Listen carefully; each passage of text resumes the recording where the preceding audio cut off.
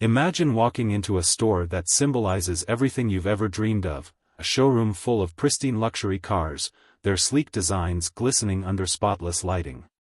You're filled with excitement, inspired by the thought that maybe, one day, you'll own one of these masterpieces. But instead of admiration or respect, you're met with hostility and judgment, based solely on how you look. This story isn't just about discrimination, it's about resilience, dignity, and the ultimate triumph of character over prejudice. Before we dive in, don't forget to hit that like button, subscribe to the channel, and turn on notifications. This helps us bring you more stories that make you think, inspire you, and sometimes, even leave you speechless. And by the end of this video, I want to know, how would you have handled what Marcus went through? Let's get into it. Marcus was no stranger to hard work. He grew up in a modest neighborhood, and his life had always been about pushing forward despite the odds. Recently, he had landed a promotion at his job, one that significantly improved his finances.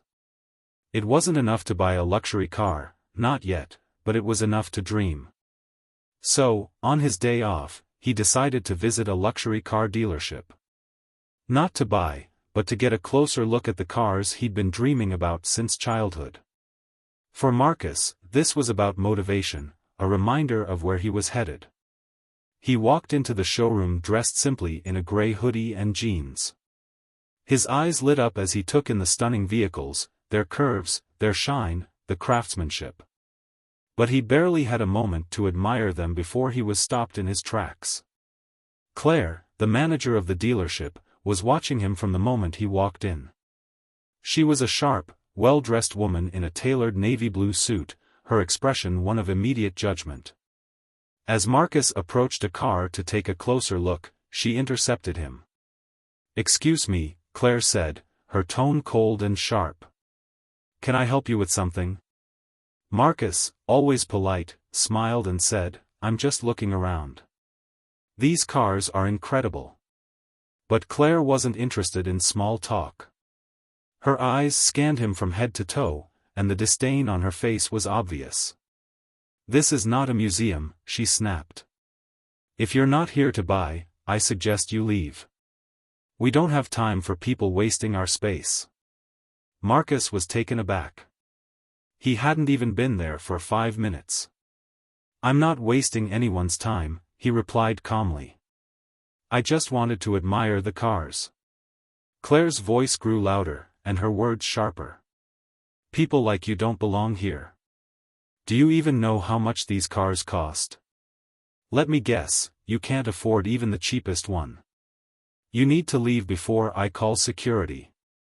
By now, the tension in the room was palpable.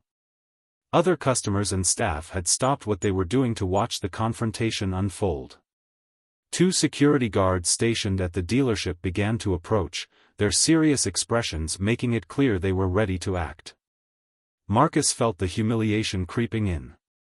All eyes were on him, some curious, some mocking, and a few filled with pity. But instead of letting the anger consume him, Marcus chose dignity. He took a deep breath, stood tall, and looked Claire directly in the eye. "You don't know me," he said, his voice steady. "You don't know what I've been through or where I'm going. Judging someone by their appearance only shows your own shortcomings, not mine." Claire rolled her eyes, dismissing him. "Spare me the speech. Leave now, or I'll have these officers escort you out."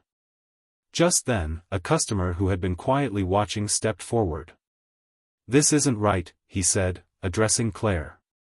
"You can't treat someone like this just because of how they look. Everyone deserves respect." But Claire was unmoved. "I'm running a business, not a charity," she replied, waving the man off.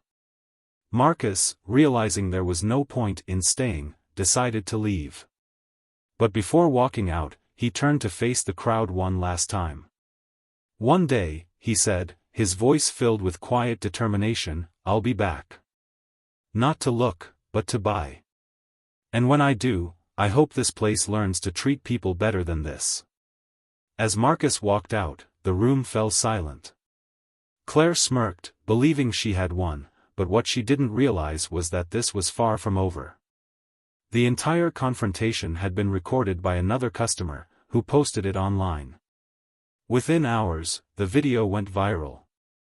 Millions of people were outraged by Claire's behavior and the dealership's lack of action. The comments were filled with people sharing similar experiences and offering support for Marcus. The backlash was swift. The dealership's owner, horrified by the negative publicity, issued a public apology and announced Claire's immediate termination. The dealership also pledged to implement mandatory customer service and diversity training for all employees. And Marcus? He didn't let the incident define him.